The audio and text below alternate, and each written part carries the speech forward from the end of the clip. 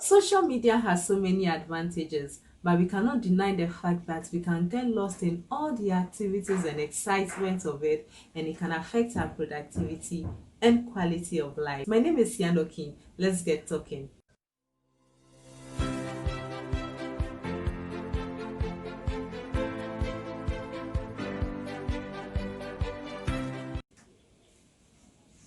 Hello, my beautiful people. It's always good to have you here. Social media has become part and parcel of our lives. It has become part of our daily routines.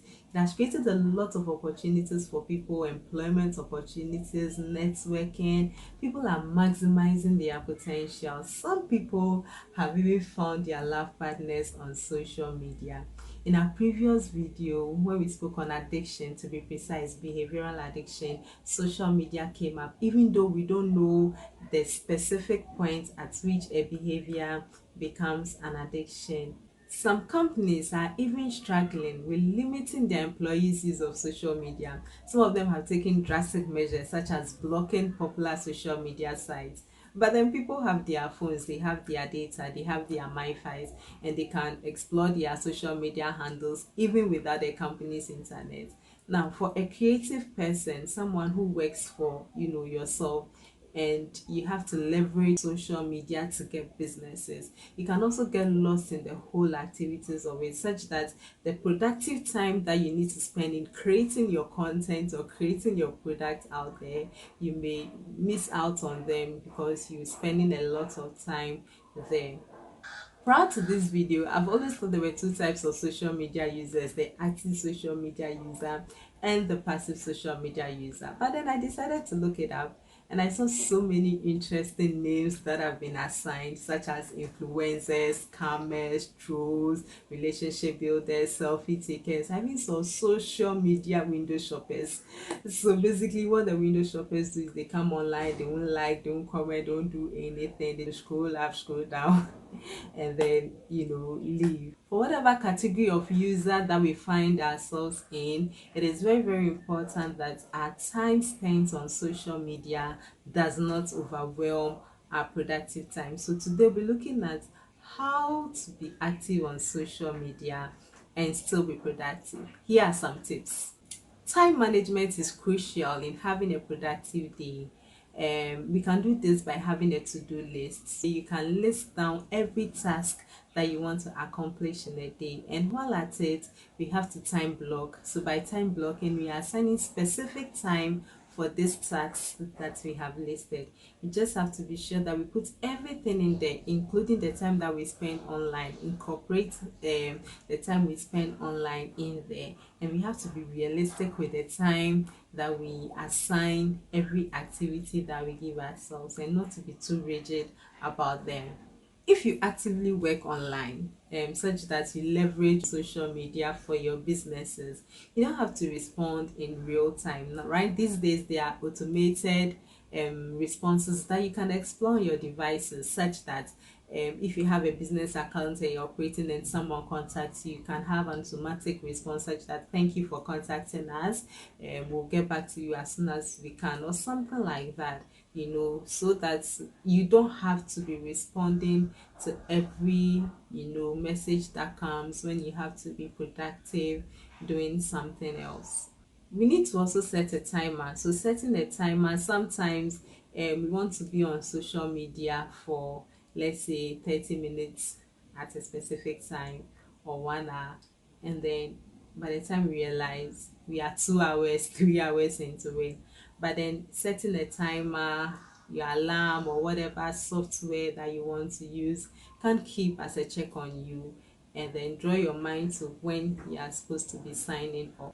Send off all your offline notifications. Sometimes you can have a to-do list and time block, all right, and you may be in the middle of productive thing, but because your offline notifications are on, you'll be there and then you hear a beep, you get a notification there, and if you don't take care, you're like, oh, let me just check it out, and by the time you realize you are 1 hour 2 hours into your time on social media.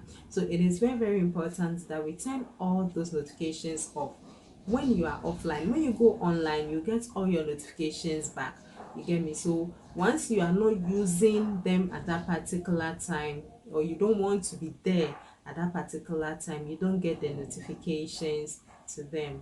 Also, your active status, for instance, when you are using Facebook, the popular social media platform, and you don't want to be there for long, you want to deactivate your active status. Anytime you see that green light, is it green or blue?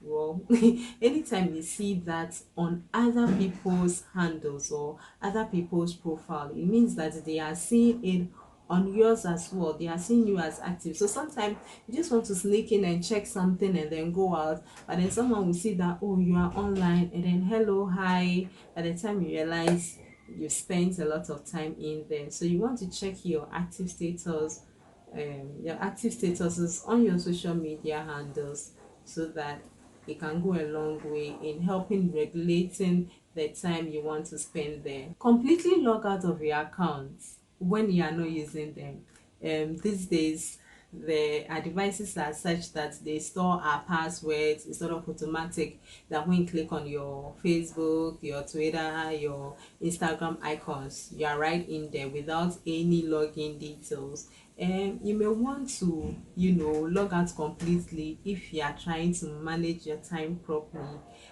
This is because sometimes this has become a habit. Okay, this has become a habit. So in as much as you may be in the middle of productive thing, unconsciously your hand presses on the icon and you are in there straight away. But then when you log out, it requires that you put in your login details anytime you go in there. So if unconsciously your hand clicks on your Facebook or your Instagram, and then it asks you for your login details, then you know that, okay, I'm not supposed to be here at this time.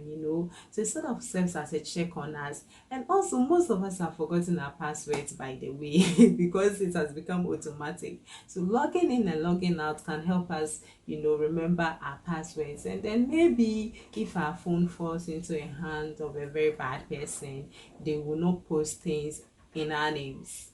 If you are trying to regulate your social media use, try as much as possible not to start your day with social media. A lot of us wake up and the first thing we are doing is checking our phone and checking our handles. Keep your phones far away from your bed. Find somewhere, keep it in the hall, don't keep it in your bedroom. Wake up, perform an activity, do something productive before visiting the social media sites, and it will go a long way in helping you have a productive day. Because of social media, some of us are not sleeping properly. Some relationships are being affected. That quality time that people used to spend talking and getting to know each other. Now you go out, you go to restaurants, and everybody is on their phone. Everybody, is typing something, checking something out on the social media handles. And it is very, very important that we learn how to deal with these things so that they do not affect our quality of life.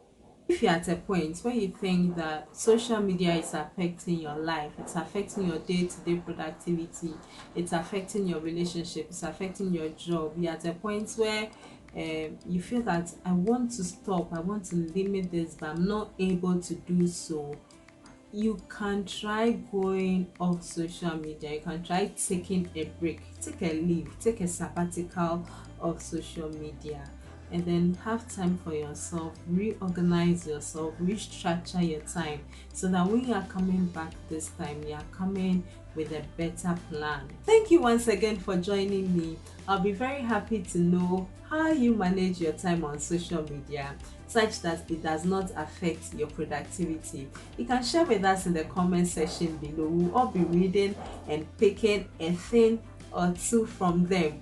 And thank you. God bless you so much for your subscription. If this is your first time, my name is Sianorkie and I make videos on mental health and food. I'll be very happy to have you on board as we pursue to become better versions of ourselves. Remember that a healthy mind lives in a healthy body. Until I see you again, keep staying safe, stay blessed.